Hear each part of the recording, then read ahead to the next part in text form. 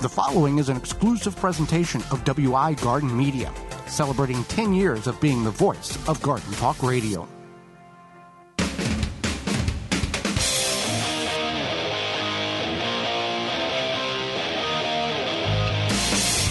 Coming up on the program today, we're going to discuss springtime seed saving, as well as 5 crops you may not know you could grow in your garden. Our guest is podcaster and Garden Talk Radio host Charles Nardozzi will be with us, and we'll answer your garden questions. The hour's full, so join us. You are listening to the most informationally packed hour of garden-focused radio in the country and on the internet with your host, husband and wife team Joey and Holly Baird. This is the Gardening with Joey and Holly radio show. Welcome to another edition of the Gardening with Joey and Holly radio show. Happy to have you along, taking some of the time out of your day to join us. We thank you very much for that. I'm your host, Joey Baird. Beside me is my wife, co-host, best friend, and gardening partner, Holly Baird. This program is for you, about you, to help your garden grow better, to maintain your landscape, grow healthier trees, make your grass look greener, as well as preserving what you grow. Happy you're tuning in, whether you're doing such on one of the 42 AM and FM frequencies broadcasting our program here in 2026 through our parent website, thewisconsinvegetablegardener.com, underneath the Season 10 tab at the top of the page. Podcast replay or in-studio video replay. Thank you so much for being part of the program. You want to be more involved in the program? You can certainly do that by communicating with us. 2 simple avenues: gardentalkradio@gmail.com. That's gardentalkradio@gmail.com. Or you can give us a call, toll free, coast to coast, at 1-800-927-SHOW. That's 1-800-927-7469. Before we get in the program, Holly, it's time for this week's Joke of the Week. All right. Where do cows go for lunch? Well, for entertainment, they would go to the movies. I don't know where they would go for lunch. The cafeteria. Oh, okay. That's not the best joke, but that's okay. This week's garden joke is brought to you by Rescue.com. American-made rescue products keep your family, home, and yard protected from pests such as wasps, hornets, yellow jackets, flies, ants, and more. Learn more at Rescue.com. That's RESCUE.com. When they go dancing, do they go to the hay down? Yeah, maybe. Oh, okay. All right. Spring seed saving. Normally when you hear about seed saving, you instantly think, okay, it's time to, in the fall, you're thinking about tomatoes or peppers or whatever that may be in the fall. You're thinking about, you can save seeds in the spring. Now, not everybody's going to fall into this category. Saving seeds in the spring greatly dictates what you did in the fall last year or what you didn't do in the fall, and we'll get into that. Leeks and onions are seeds in which you can save out of your garden this spring if you have left those 1 or 2 plants in the ground last year. They are biennials. They are going to put the plant, they grow the first year like a normal onion, normal leek. Okay, I didn't harvest it. They go dormant. Next spring, or this spring, when the soil warms up, they will begin to grow again. They're like onions, the bulb will get smaller because it's utilizing that energy in order for seed production. Both of these are related to one another, and they will get a growth stem 3, 4, 5 foot tall and have a massive flower with hundreds, if not thousands, of little tiny black seeds. And that is your seed saving mechanism. A couple of weeks ago, we talked about, we had saved leek seeds, and they weren't germinating very well. Well, the second batch I planted did germinate. Well, that's good. So we don't have to buy any. But I had to go through like the whole, the little there was probably, 10,000 seeds, and I got enough to start. They were 5 years old if you weren't with us a couple of weeks ago. And leeks and onions, again, have a lifespan of about 1 to 2, maybe 3 years. Yeah, they're a smaller seed. A smaller seed, and the smaller seeds' viability decreases much, much more rapidly than a pumpkin or a bean seed. Right. So leeks and onions, you can save those. Onions are a biannual, so you might not get a good onion. You can always leave a leek and an onion this year after you've harvested everything and let them go to dormancy, and then do this a year from now and have your own kind of seed factory in your garden for things that are a little more challenging to save seeds. A tomato, you let it ripen. It takes a little time. Parsnips. Parsnips is another one in which... Make sure you know what's a parsnip versus a carrot? Because parsnips and carrot tops look kind of the same. Well, actually, parsnips look like parsnips look like pine trees. Carrots look like sweet lace. Queen Anne. Queen Anne lace. Yeah. No, parsnips looks like Queen Anne lace. No, other way around. Is the other way around? Yep. All right. Carrots are similar in seed production as a Queen Anne lace, which is a wild plant. And I think that's toxic, isn't it? I can't quote it. I don't know it. But whatever. Parsnips, you do the same thing. You have your parsnips growing. You let one, leave one alone. We did this about 10 years ago, and it will the next spring flower up, big stalk, massive canopy, and it will start dropping little seeds everywhere if you don't catch them. So that is one way. If you're very passionate about parsnips and liking parsnips, this is a great way to continue to restock your seed envelope or a barrel or jar. I don't really like parsnips. Well, then it's not for you. Carrots are the same thing. Yeah, carrots are the same. You can save the seeds. Now, when you save, if you're going to save seeds from any of these items in which we've spoken about, parsnips and carrots are going to be kind of a little more of a challenge, but you want to leave the largest root that you can. If a large diameter top, obviously you can't dig it up and then shove it back in the ground, but you can push some of the soil around. And if it's got a very large diameter, like bigger than a quarter, anything large, the piddly ones you don't want to save because it's not going to have good genetics. But you want to leave big, large diameter roots in the ground for that. And here's the other thing. With these leeks, with these onions, with these parsnips, these plants, you want to mark them because in certain areas of the country, there is a lot of snow and these go dormant and then they'll grow back up. If you're somebody who gets in the garden and tills or spades or agitates the soil, you need to know where these are because it will happen that, I was going to save parsnip seeds. What is that I just tilled up? That was the parsnip I was going to save. Yeah, it's always good to plan ahead when you are growing, especially root crops. As much as it may not look pretty, a snow stick, an orange or yellow. Oh, one of those, yeah. Driveway markers, yeah. And then put a little label around it, leek, onion, just until they start regrowing again, so you can not lose these. Kale. Yeah, so you can save kale seeds. We have saved curly kale. We've saved Russian kale. Again, you let one go, you let a plant go last fall, and it regrows again. Now, if you, let's say you had Brussels sprouts or cabbage, broccoli, cauliflower, and you've chopped that thing to the ground because you've harvested it. Yes, there's going to be some growth that comes off of that rootstock. But it's not going to be enough to make seeds. Or if it does, it's not going to be, I would not rely on those seeds to focus on starting. Something like kale, that grows for quite some time. And radishes is not something that you're going to leave in the ground. This is something you're going to grow. They take 30 days to reach maturity. As the days get longer and hotter, they're going to bolt. Put a flower on. Bolting is a mechanism that the plant utilizes. It grows vertically, very quickly, flowers, seeds. So radishes have this, they grow this seed pod when they're growing seeds.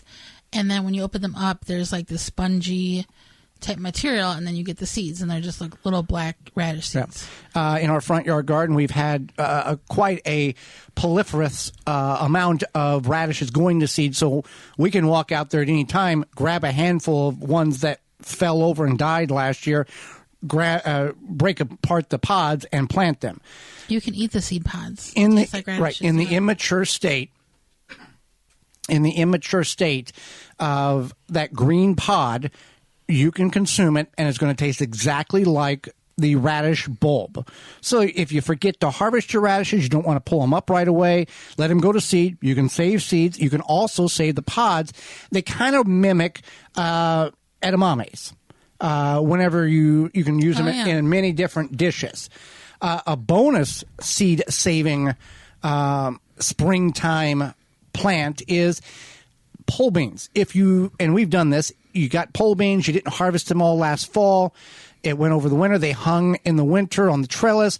We've actually gone in the spring and grabbed handfuls of the pods that were still there because they got too big, and we just let them go to seed, and we never harvested them before the winter. And we planted them, and they took off because they went into dormancy. Just like tomatoes, when they fall on the ground and you didn't get them, they go into a dormancy until the next growing season. So before you go in and start tilling your garden up or raking all the debris off, look and see where your tomato plants were last year, what may be germinating, little seedlings, and you can either leave them grow where they're at, or you can slightly, gently dig them up and transplant them, and you can expand some of let nature start some of your seeds for you. There you go. Work smarter, not harder.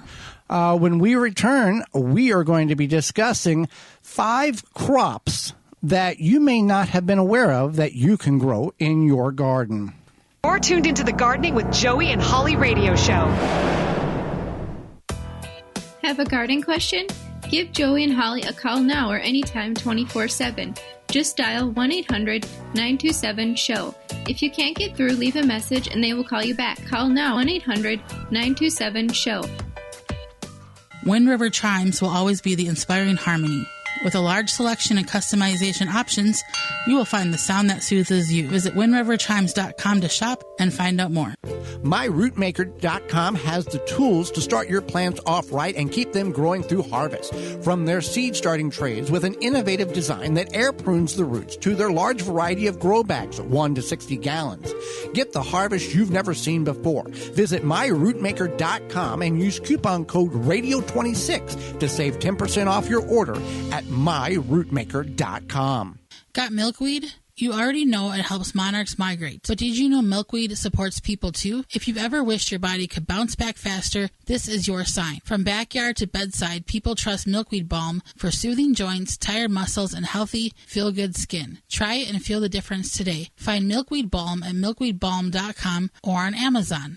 Azure Standard is America's premier family-owned online store for organic foods and healthy products for your home and garden. They deliver directly to families and businesses through more than 3,500 drop points across all 50 states, making it easy to get everything you need in one simple pickup. As a natural health food distributor, Azure brings bulk and specialty items to communities nationwide. They offer more than 12,000 products that meet their clean ingredient standards, high quality, non-GMO, organic, and naturally sourced. You'll find everything from groceries, health and beauty items, and household essentials to nutritional supplements, animal care, hobby supplies, and even gardening products. Simply put, Azure Standard has something for just about every part of daily living. Visit azurestandard.com and use promo code JoeyandHolly15 at checkout to get 15% off your first order of $100 or more when you open a new account and ship to the drop location of your choice. Visit azurestandard.com. It's AZURE standard.com. Azure Standard is doing a giveaway for the month of March with the Gardening with Joey and Holly radio show. This giveaway will include $30 worth of Azure Husbandry organic garden seeds. It'll also include Azure brand Ellie's Eden liquid kelp,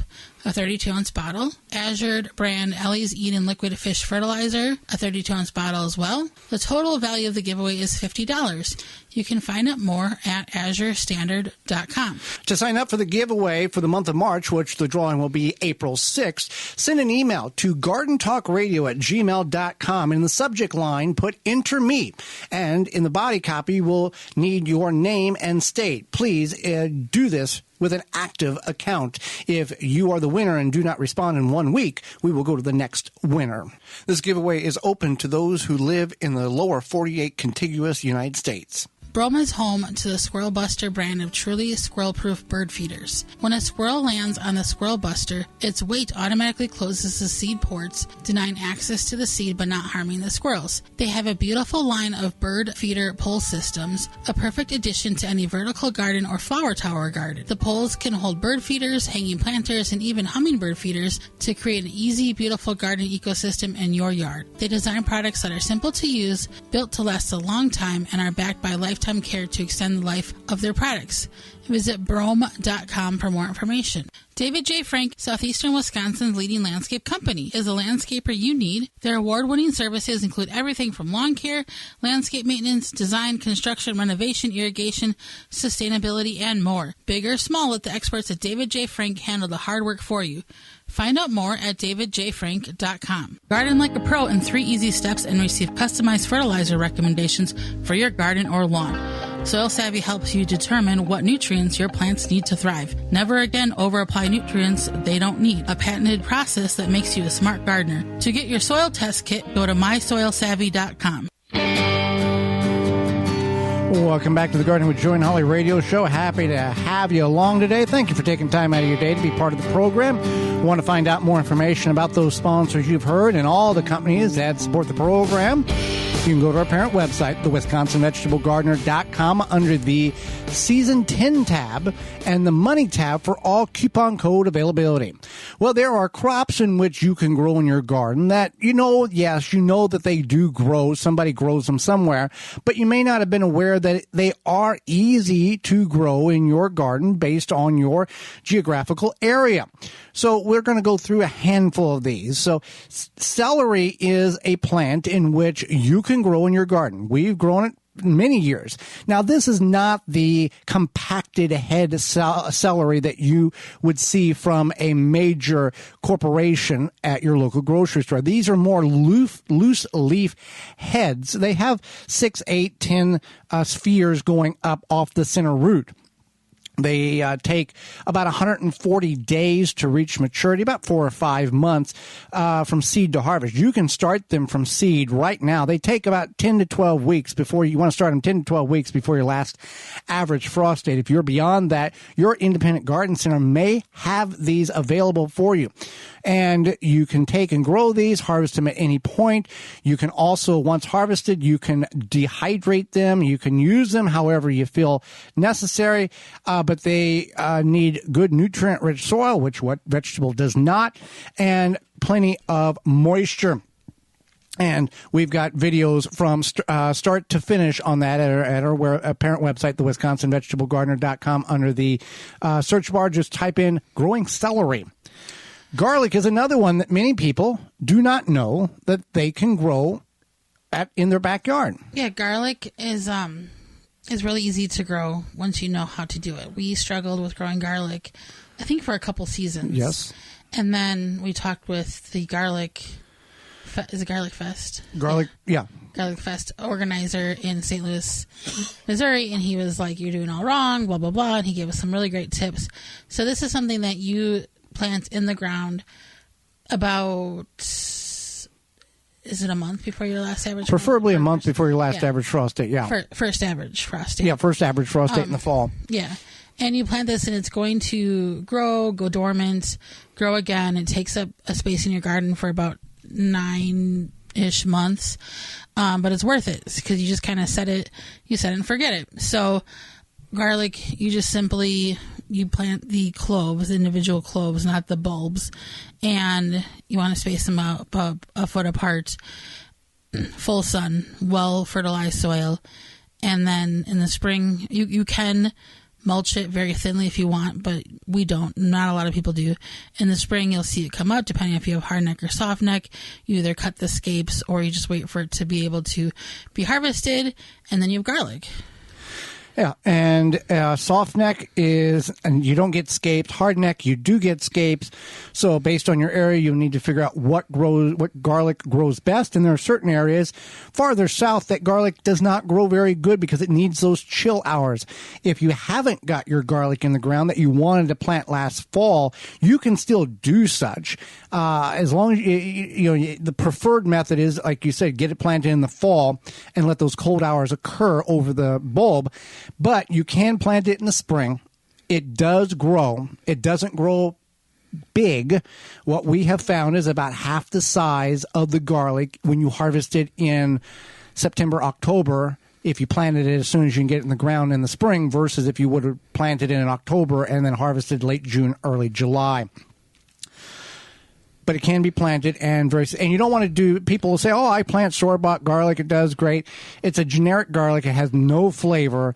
It's best to have a name, a specific. It's garbage garlic. An heirloom variety type of garlic you've got from a reputable source. We grow Spanish Roja, German Hardy, Georgia Crystal, Purple Galaxy, I think Glacier. Is it Glacier or Galaxy? I forget. And we take the largest cloves and save them and replant them in the fall that we harvested in June, July. Okra is another plant in which you can grow. And many people, when you say, are you growing okra? They say, oh, you must live in the South, which, yes, it does help. But we, in our garden, in the northern portions of the United States, Zone 5 at one point, now Zone 6, we were successfully able to grow garlic. Now, it wasn't the big, massive shrubbery that you see like in Alabama or Georgia or Louisiana, but we were able to grow it. You want to preferably not, you can start it indoors, but it has a major taproot, so you got to time that out right. You can just plant it directly in the ground. You can soak the seed in milk, and it helps break away that seed coat. We did get okra pots. You want to harvest your okra when they're about 2 to 4 inches long to ensure they remain tender. People will pickle okra. People may not like okra because of the sliminess. If you have that tendencies, it's weird. You can dehydrate it and that slime goes away. Okra is a great ingredient for like gumbo. Right. And other soups and stews. And people will just simply bread it and fry it. Roll it in egg, cornbread, and fry it in oil. That's really good as well. So it can be grown in Zone 5, 6. And I would assume you could probably, as warm as some of the summers is, it does take a while to grow. I was going to say it takes like about 70 to 80 days. Yeah. And you got to harvest it, but it's a very well beneficial plant that you can grow outside of the deep South. All right. Another one is Jerusalem artichokes, also known as sunchokes. These are a perennial vegetable, which means that they come back year after year. They can be a little bit invasive, not as invasive as like dill or mint. They just spread a little bit. So if you plant them somewhere in your garden, they can have the ability to spread out. And people will say, "Oh, they're so invasive." We really haven't found. Maybe in the designated area in which we planted, they've maybe in 12 years expanded a foot or two about a foot, yeah, on each side at best. Yeah. So with the Jerusalem artichokes, they are kind of a non-starchy or a less starchy potato-ish flavor, and they are good they're kind of lower in carbs, starchy carbs. So your mileage may vary with There's that. a burgundy variety and a white variety. We've got the white variety. Burgundy is a little more rare to find. There's things that you can do with it. Now, obviously, you shouldn't go buy a whole pound of these things and plant and then find out. I don't remember where we got ours from. Online seed store. Okay. And these things are horrible. You want to find somebody that's got a few and taste them, because there's no more disappointment than going, "Hey, this is a fun little plant. These things are horrible." They do have an earthy taste, but you can do a lot with them. I wouldn't call them like a 1-to-1 potato replacement, but they are good in stews, especially if you cook in the crock pot. It gives them like a really nice. Try to peel them. Try to peel them, but it gives them a really nice buttery flavor when you cook them with stews. They must absorb some of the flavor of the meat. Not really sure, but they do taste good. We've air fried them. Yeah, cut them in chips, coat them with olive oil. We peeled them first, and then air fried them. And they're a distinct taste. It's not a potato, but it is not bad at all. No, and it's a good option if you're wanting to increase your perennial vegetable. It's considered a survival food, because if you didn't know that was what was under the ground, you would just hack it off and go, "These stupid weeds keep coming back each year." It looks like a weed, or because it's related to the dahlia plant. So once it grows, if it does grow tall enough to put on a flower, it does put on a pretty yellow flower. Mm-hmm. The last one we'll speak about today is asparagus. You can grow asparagus in your garden. We had a question come in last week in regards of asparagus, or a couple of weeks ago. But you want to designate an area that gets full sun, good nutrient-rich soil, because these suckers are going to be there for 10, 20, 30, and even up to 50 years. This is a plant that will outlive you if you maintain it and take care of it.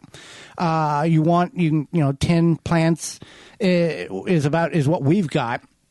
And you can start them from seed. You can get crowns that are 2 years old or 1 year old. They usually 4 to 5 years is whenever you start getting that enough maturity in the plant root that you can start harvesting on a regular basis for about 2.5, 3 weeks in the spring. And it is if you've got grocery store asparagus, okay, that's good. Yeah. Farmer's market asparagus, all right, that's pretty good. That's even better. Yeah. Homegrown asparagus, cut it, go inside. You can just eat it raw. Yeah, just eat it raw. Yeah, it is just like... The way it grows is so funny because it looks like it's pranking you because it just grows straight out of the ground. Yeah. There's no like... It also pranks you going, I'm not here. They walked away. Doink, yeah. And it shoots like, and within a day it's grown like 4 inches. Yeah. So I highly recommend growing asparagus just because if you have the space for it, it's obviously you have to enjoy it. So if you enjoy it, but it's far more better homegrown versus store-bought. And also, I don't know, it's just kind of a funny vegetable. There's green variety, there's burgundy variety, and then I believe Asians or Chinese grow a white variety. They bleach it, they cover it up as it's growing to keep it. I think that's what they do. They bleach it. Well, are you tired of getting mud and dirt and salt and sand and everything drug in your house, your barn, your cabin? We've got a solution for you. Yes, Crusher has the durable outdoor shoe cleaner. It's a shoe brush station that is built with weather-resistant steel frame and black UV powder-coated finish for year-round use. Easy to use. Just pass your boot, shoe, whatever through it, and it gets rid of dirt, mud, and slush from any type of shoe. It's user-friendly. It makes trouble-free cleaning, saving you time and effort. If you go to Scrusher.com, you can use the code NOMOREDIRT5 to get 5% off and free shipping at checkout. Hang out with us when we return. Podcaster, Garden Talk radio host, and author Charles Nardozzi will be with us. You're tuned into the Gardening with Joey and Holly radio show. Got a question for Joey and Holly? Send it via email anytime to gardentalkradio@gmail.com. If you could double the life of your raised bed boxes by sealing the wood with a clear, non-toxic wood preservative, would you? Well, now you can with a clear, penetrating product called Internal Wood Stabilizer. It's 100% non-toxic and easy to apply. Seal your untreated wood surfaces, even chicken coops, by spraying on Internal Wood Stabilizer. It's invisible, seals the wood from the inside out, and never wears off. Recommended by organic gardening experts. Internal Wood Stabilizer. Check it out at timberprocoatingsusa.com. Get in your garden with Diggs. From gardening gloves to accessories, storage, organization, and more, Diggs products combines form and function with a splash of fashion and are ideal for women who possess a passion for plants and enjoy harnessing the beauty of nature. Steeped in color and pattern, Diggs gloves are inspired by nature and are designed to protect your most valuable assets, your hands. Get your Diggs on at DiggsGardening.com, the Home Depot, Amazon, and search for it by name, DIGZ, DiggsGardening.com. Stop poisoning your soil. Green Grow is different from most garden brands because we do not rely on chemical shortcuts. We use beneficial biology and organic inputs to rebuild soil naturally, so your garden gets healthier every year, not dependent on more products. Stronger plants, fewer problems, better food. Check out our complete line of organic fertilizers and potting soils today. Visit thegreengrow.com and breathe life into your soil. That's TheGreenGro.com.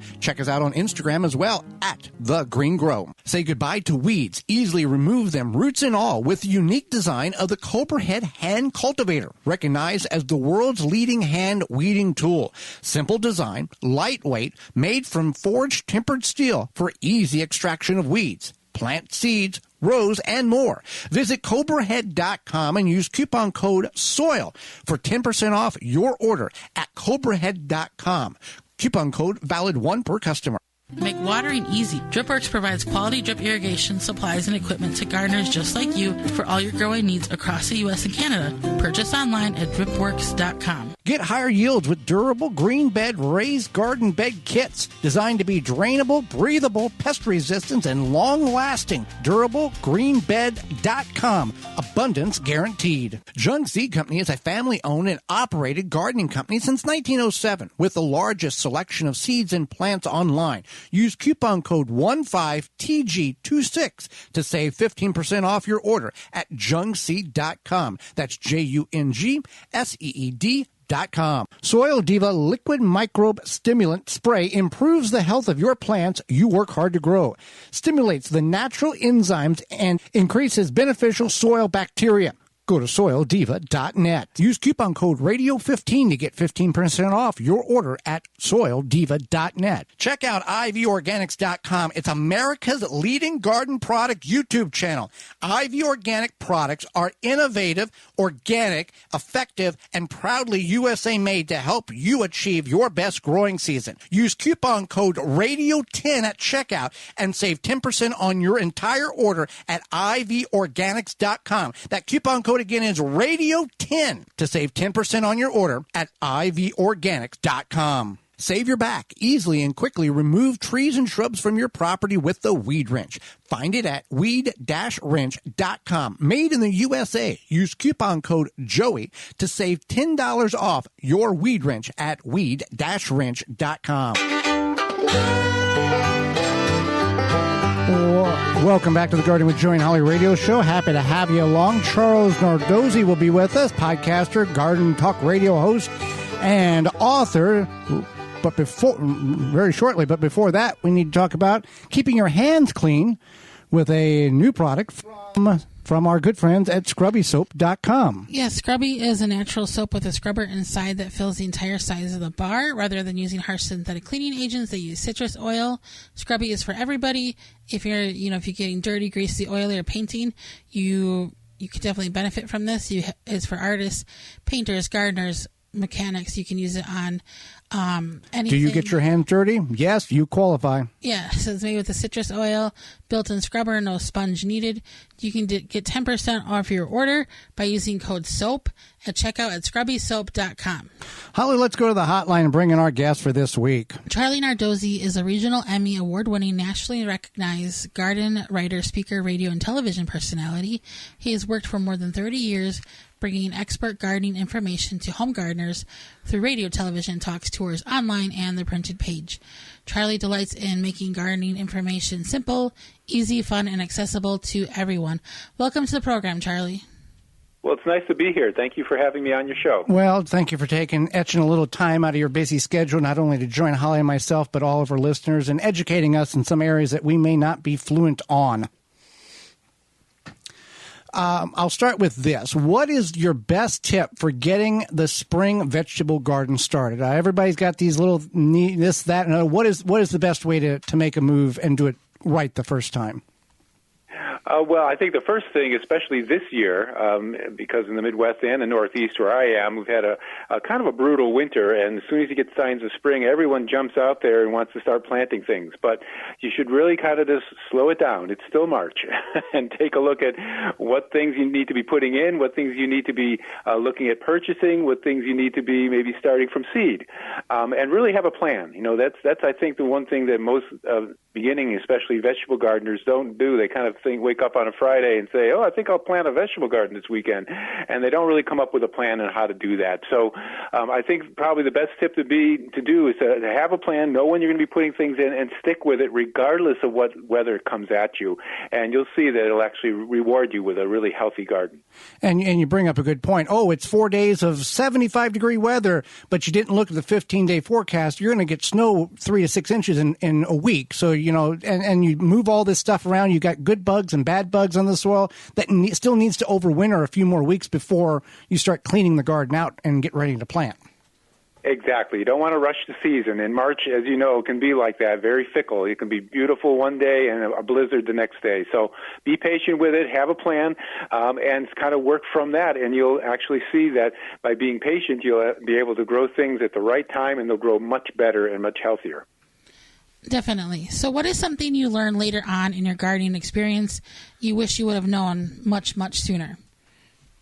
Well, I think because my gardening experience goes back decades now, which is hard to believe, actually, I think what I wish I knew earlier that I've learned later on would be being able to garden more in tune with nature and being able to really understand what happens when you turn the soil or add fertilizers to the soil or pesticides to the soil, and what happens if you kind of let nature take the lead on how you're gardening and don't be so much thinking that I'm going to control it all, I'm going to make it just perfect just this one way, but really garden more in tune with nature. Not only is it better ecologically for your whole garden and your whole yard, it's better for the plants. You'll get more productive plants and healthier plants, and it's better for you. You won't get stressed out so much when things don't go your way or things don't go well you think they're supposed to go.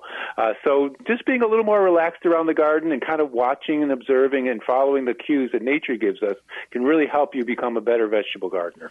Yeah, you bring up two key words, stress and pesticides. People think that, you have to use some kind of pesticides in order to have a pristine garden, and people get stressed because, I got weeds. Or I need to do this. You're not trying to present your garden on the cover of a magazine or a PBS program. It's okay. It's supposed to be a detachment from society. It's supposed to be fun. You're not making it fun. And also the chemical aspect, it's okay to have some bad bugs too. You got to have a balance. Right, exactly. And you're not trying to be like a professional farmer or an orchardist who's going to have like these perfect blemish-free fruits and vegetables. There's no need for that. And the vegetables and fruits will taste just as good if they have a few blemishes on them, if they're a little deformed. They'll still be good and they'll still enjoy them. And when you cut them up and you throw them in a salad or you cook with them, you'll never even know they were blemished. They're just very tasty fruits and vegetables. Now, you spoke about being in the gardening world and being a gardener for decades. How did you get started? I believe you were following what was your Italian grandfather around the garden. Is that how it all began? That is how it all began. In Connecticut, my Italian grandparents had a farm there, and each time one of their kids got married, they gave them a piece of land on the farm to build their house. So I grew up with all my aunts and uncles and cousins up and down the road and the farm in the background. So it was the Italian-American enclave. And every spring my grandfather would come up to my mother's house and would till the soil, and we would plant a vegetable garden there. And that's where my mom would have us boys go out, me and my two brothers, and we'd go pick the rocks, and she'd go plant all the plants. And that's kind of how it got started. I wasn't really that excited about it as a kid, of course. Not like right. Many kids, but we did it. But we also had that atmosphere of gardening all around. My grandfather had a huge, big garden, and of course he raised animals and had other things going on too in his what we call now a diversified farm. So it kind of got into my blood there. And then when I started thinking about what to do professionally and going to school, it just kind of came back that I love being out in nature, and I also love gardening and growing things. And so that's kind of where it started and where it's continued my whole career, actually. And we asked that question, how you get, some people found it later on in life and other people grew up with it and knew nothing else but that. And they turned that, that memory into an occupation and a career.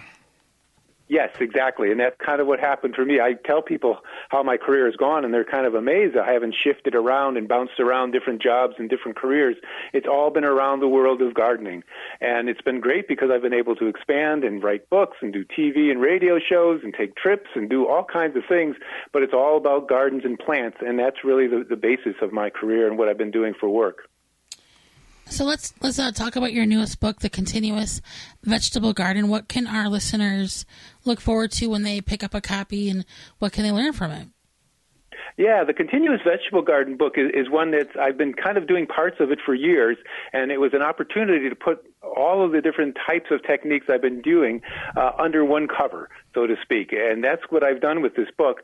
And the hope is that you'll be able to be a continuous vegetable gardener. And what that means is that instead of having that boom and bust cycle that I think all of us grew up with, I know with my mom too, she would plant everything around Memorial Day and then everything would mature depending on the plants maybe a month or two later, and then you'd have nothing after that. Instead of having that kind of boom and bust cycle, this is a way to actually garden so that you're out in the garden on a regular basis. I'm assuming you like to garden. You want to be outside. You want to be around plants. But you don't have to be out there for hours a day. It could be a 10, 15-minute stretch a day where you plant something, you weed something, you water something, you move something around. And continuous vegetable garden, by using techniques like succession planting, interplanting, and companion planting, you're able to grow small amounts of food right through the growing season. So you have it continuously, fresh fruit from the garden continuously. And I do the same thing. I have a chapter on doing that with fruit, too, how to have a continuous fruit garden as well. And the idea behind that is that you're not overwhelmed with it. You have fresh vegetables there. It's easier on the soil. It's easier on you.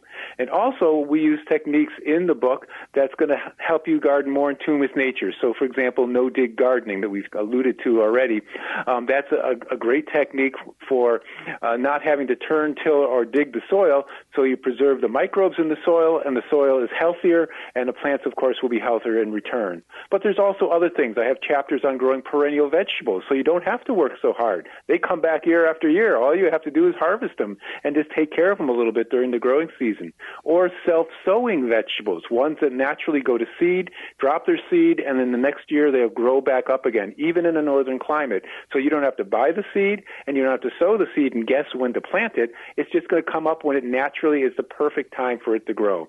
So there's sections in this whole book, as well as a whole chapter on designs, too, and illustrated designs, where I show you step by step what your garden will look like in the spring, in the summer, and the fall using these techniques, so you can get an idea of just going into the garden with this book and saying, okay, this is what we're planting now. In a month or two, this is what we're going to do. In a month or two after that, this is what we'll do, and we'll have that continuous succession of plants growing right through the season. Now, you brought up a term, no-dig vegetable garden. For some people who are listening, they grew up in a world where it was religious. Their parents or they tilled weekly or monthly, and you couldn't garden without tilling the soil. Can you dive in a little bit more to how and why someone may want to go that route, or at least partially go that route, to explore the benefits of it? Yeah, so what we found, this is the same as no-till agriculture you probably have heard of, and there's a lot of lasagna gardening, a lot of different names for it. But it's becoming more and more popular because not only is it a better way to garden in tune with nature, but it's a lot easier on us, gardeners, as far as the work you have to do and the rewards you get for that work. So the idea, of course, is to not turn or till the soil, because you don't want to destroy those microbial networks in the soil. In 1 tablespoon of soil, there could be over 4 billion microbes, fungi, bacteria, viruses, and what they're doing in there is creating these networks that transfer water and nutrients between plants. Every time you till it, you break that up, and the soil has to recreate it over and over again. So the idea with no dig is to leave it be, let it be that way, and then build healthy soil on top of whatever your native soil is.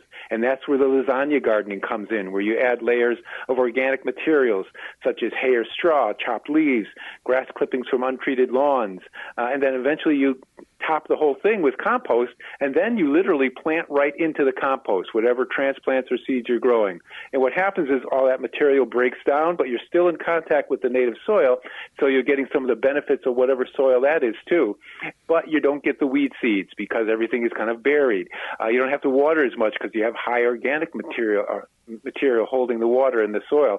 And you can plant things closer together and do what we call interplanting.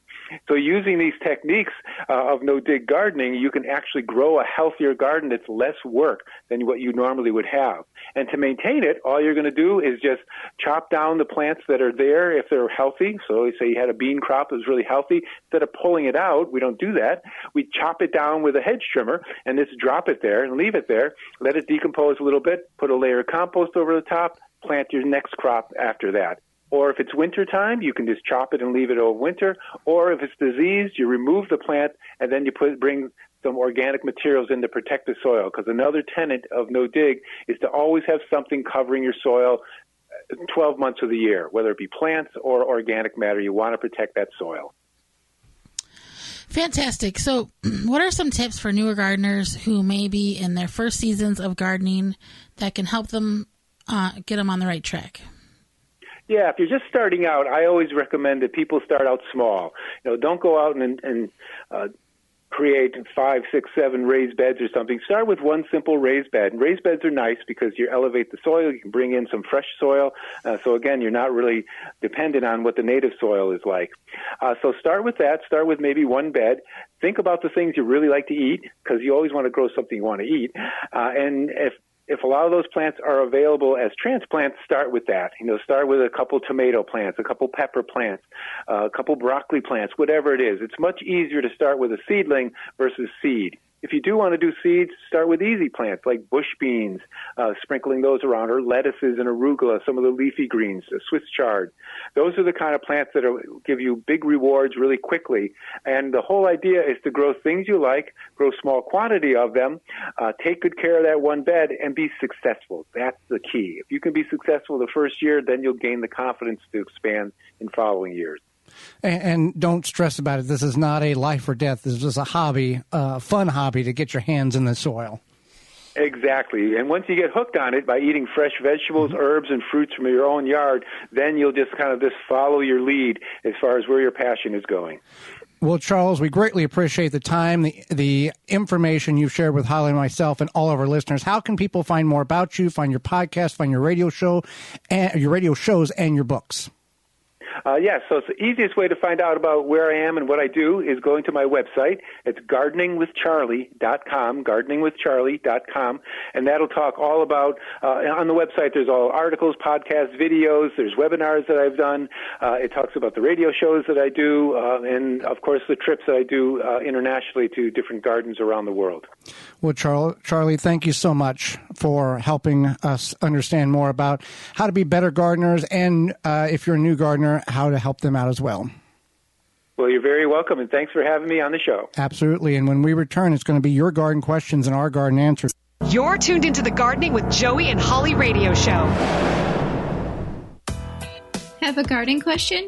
Give Joey and Holly a call now or anytime 24/7. Just dial 1-800-927-SHOW. If you can't get through, leave a message and they will call you back. Call now, 1-800-927-SHOW. Garden like a pro in 3 easy steps and receive customized fertilizer recommendations for your garden or lawn. Soil Savvy helps you determine what nutrients your plants need to thrive. Never again over-apply nutrients they don't need. A patented process that makes you a smart gardener. To get your soil test kit, go to mysoilsavvy.com. Transform your exterior wood surfaces with Rubio Monocoat's new Durogrit. Durogrit delivers rugged protection and rich color for decks, siding, pergolas, planter boxes, and all outside wood surfaces. Say goodbye to multiple coats thanks to Durogrit's incredible patented one-layer technology. Enjoy a vibrant, durable color that won't peel or flake even in the harshest conditions. Rubio Monocoat Durogrit is tomorrow's UV protection for exterior wood. For every order, Rubio Monocoat USA will plant a tree at a U.S. planting site. Get 10% off Durogrit when using code Joey at checkout. Learn more at RubioMonocoatUSA.com. You've upgraded your tools, your plants, even your soil. Why not upgrade the way you control mosquitoes? Instead of spraying chemicals that harm bees, butterflies, and pets, choose a smarter, science-based approach. BioGent's mosquito traps uses proven attractants to target mosquitoes without fogging your yard or harming pollinators. It's precision control for gardeners who care about the environment. Rethink mosquito control. Learn more at biogents.com. That's BIOGENTS.com. Use coupon code GARDEN at biogents.com to save $25 off your first trap. That's $25 off your first trap with using coupon code GARDEN at biogents.com. Visit JankoGreenhouse.com to improve your garden today. Janko builds the strongest greenhouses on the market, large and small, guaranteed to meet or exceed your building codes, offering a lifetime warranty since 1948. Visit JankoGreenhouse.com. Mantis garden tiller cultivators are the perfect solution for any garden. With their gas-powered 2-cycle or 4-cycle engine, these powerful machines can till 9 or 16 inches of land without you breaking a sweat. And it doesn't stop there. Mantis's optional attachments allow you to aerate, plow, and more with the snap of a finger. Engineered with durability in mind, Mantis tiller cultivators will be your guaranteed garden companion for a long time. You can find more out and details at mantis.com. A non-selective herbicide that is also USDA Bio-Preferred certified? You bet. Say goodbye to Roundup and hello to No More Weeds by Naturally Green Products. No More Weeds kills weeds with no harsh chemicals and no glyphosate. Safer on pets, No More Weeds has a proprietary sticking agent to use around gardens, pools, decks, patios, anywhere there are weeds. Available online at natgreenproducts.com, Amazon, and Walmart.com. Order yours today. The same great company that brings you no more bugs. Soon it'll be warming up, and you will want to make sure you enjoy your yard without sharing it with those beetles and grubs. With spring just around the corner, it's time to start thinking about controlling beetles and grubs in your garden or yard. Grub Gun can be applied directly to the turf or garden and around ornamentals to control the grubs to lessen the impact the beetles have on your yard this summer. Easy to use. Apply with a commercial spreader and irrigate it right into the soil. Biological that specifically targets grubs and beetles, invaders, without harming those beneficial insects such as bees, butterflies, and ladybugs. And to be honest, it's the only non-chemical that works. Find out more at BeetleGone.com. Pomona's Universal Pectin is a high-quality pectin that gels reliably with low amounts of any sweetener. If you're trying to reduce the amount of sugar in your diet, you'll love Pomona's Universal Pectin. Now you can make healthy homemade jams and jellies sweetened to your taste. You can use sugar or honey to sweeten. Pomona's Universal Pectin keeps indefinitely when stored in an airtight container. Easy to use, versatile, and comes with directions and recipes in every box. Find out more and where to buy at PomonaPectin.com. Also available at natural food stores and online. Welcome back to the Garden with Joey and Holly radio show. Happy to have you along. Want to find out more information about those companies and the coupon code availability? You can do that at our parent website, thewisconsinvegetablegardener.com, under the Money tab for the coupon codes and the Season 10 tab for all companies that support the program. Well, it's time for your garden questions and our garden answers. You want to send your question over, you can certainly do that. Send it on over to gardentalkradio@gmail.com. That's gardentalkradio@gmail.com. Or you can give us a call toll free, coast to coast, at 1-800-927-SHOW. That's 1-800-927-7469. We've got a question from Anthony. Yeah, my name is Anthony, and I live in southwestern Pennsylvania. I want to know if you can fertilize garlic, and if you can, what do you use, and when do you put it on? My garlic's been kind of weak lately. And what fertilizer do you fertilize green beans with? I've had a lot of trouble with them the last year or two. I listen to your show all the time. Okay, so with the garlic, you can do two things. You can use a compost tea. You can use compost. Side dress the plants at right now, and then as you water, which typically you won't need to because springs are typically wet, that water will percolate through the compost and feed the soil, which will feed the plant.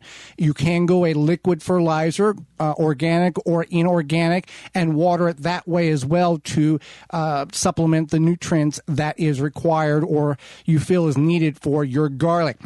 On the green beans, work the soil.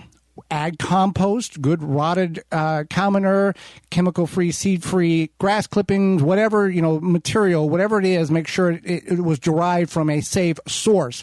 And then work that in the soil. And then you can add some granular organic fertilizer. You can use IV Organics fertilizer. You can use a organic fertilizer that has the 3 numbers on the bag, less than 10-10-10. You can go up as high as 10-10-10, but a 5-8-3, whatever that is, to add a little bit of granular fertilizer, some nutrient help there, and water regularly. You should see very different results as you did from past years.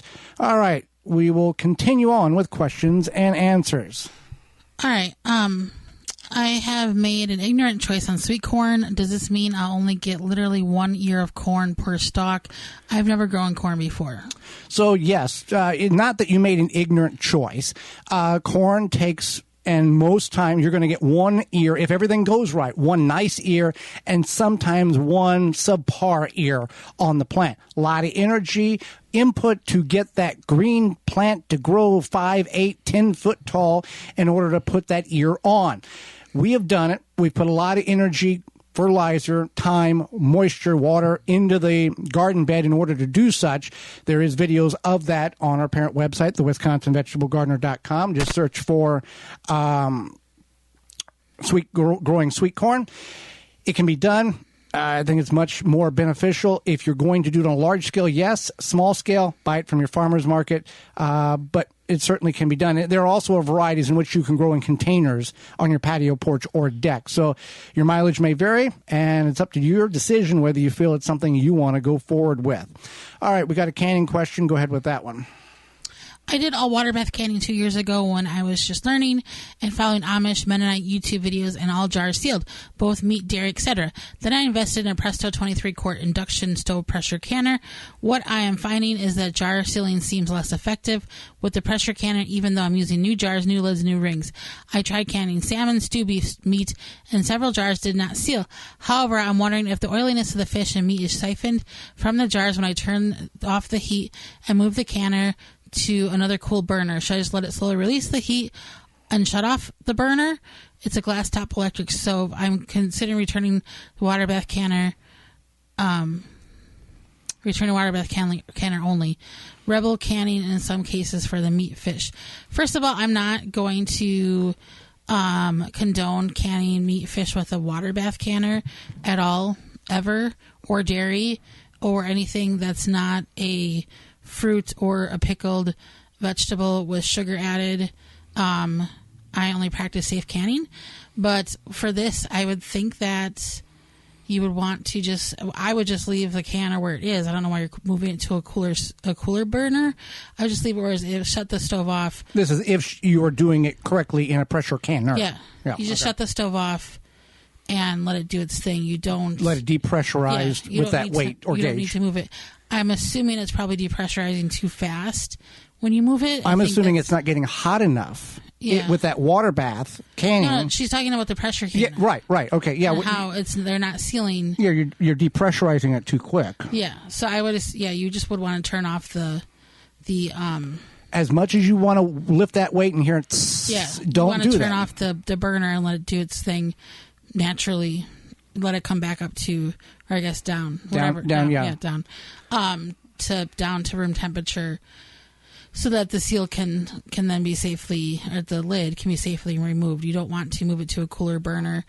When it comes to canning, when you're letting stuff do their thing in the canner, whether it be water bath canning or pressure canning, don't move the canner. You want to have as little movement as possible with the canner itself, and then you move the jars. So don't move the canner. Can you get free soil to fill raised beds with I know that some cities have piles, and then I could just add other things like nutrients and fertilizer to that soil. Well, this is definitely your mileage would vary, and kind of use at your own risk. The reason being, yes, there are some municipalities that have a yard in which you can, in the fall, go dump your stuff, or they pick it up on the street and then they go compost it, and then in the spring, either for a small fee, or you can go and pick it up and bring it back and fill whatever containers you want. Here's the problem. You may be a wonderful gardener. You may keep diseases at bay. You may see this, that. Other gardeners could care less, and they just throw all their diseased plants in a pile, and it gets composted up at the city yard. And then some diseases, if kept warm enough over winter, they will still be active, and you're bringing that trash into your garden in a black composted form, chemical seed-free grass clip, or like a weeding feed in your grass clippings. People just take the yard clip and dump them, and then they get composted, and that herbicide, that broadleaf chemical, is in the compost, and your tomatoes, your peppers, your eggplants, your potatoes are all deformed, and you can't figure out what happened. Well, you got this free soil, and you don't know who or what was put in it, and now you're adding it into your yard or your garden and causing massive amounts of problems. Okay, yeah, definitely. Another question is, I'm a newbie. What is the difference between garden soil and compost? Do you need both in a vegetable garden? You do not need both in a vegetable garden. If you have both, it's not a problem. If you have a combination, that's not an issue. You're not going to cause any problems.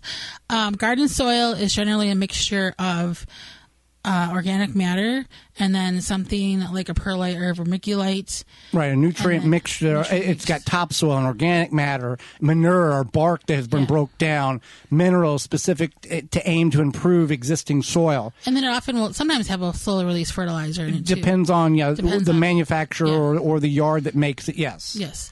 Compost is compost, so it's all organic matter. There's typically nothing added to it. It's just compost. And if you are building a raised bed or you're looking for soil for containers, you got a raised bed mix or a container mix. We've grown in complete compost. When we built our raised beds, which is what we predominantly grow in, we had the choice. There was a compost or a raised bed mix, and the compost was like $5 cheaper a yard. And it was perfectly fine. There was nothing. There was a very trusted yard, a trusted business, great reputation. We had it brought in. We hauled it over, filled the raised beds, and nothing bad has happened. And the only difference is that with a raised bed mix, again, they're adding some stuff to it. With the compost, there's a little sand, there's a little clay, there's a little bit of this or that and everything because it's not a potting mix, but it is a mixture that will be very good for your garden beds. With that, we are out of time, and we thank you for yours. Miss any portion of the program or would like to revisit it, you can go to our parent website, thewisconsinvegetablegardener.com, under the Season 10 tab for past shows. All 10 seasons are there, as well as the Money tab for the coupon code availability. Tune into the program next week, where we will be talking about watering your garden and doing it efficiently, effectively, and the right way. And we'll be talking about growing cucumbers. Our guest is former host of PBS's Growing a Greener World, Joe Lampo, will be with us and will answer more of your garden questions. So until next week, for Holly Baird, I'm Joey Baird, and we will see you in the garden.